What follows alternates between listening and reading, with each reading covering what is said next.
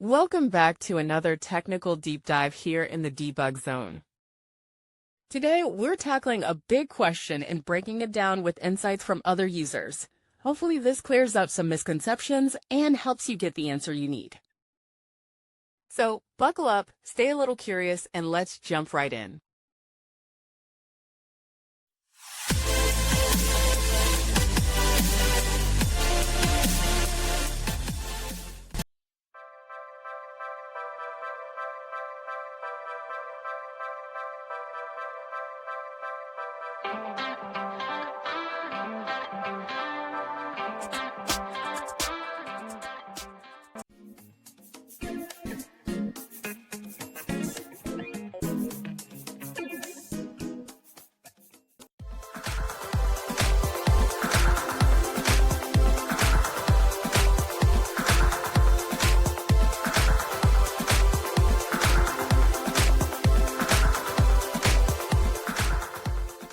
And that's a wrap.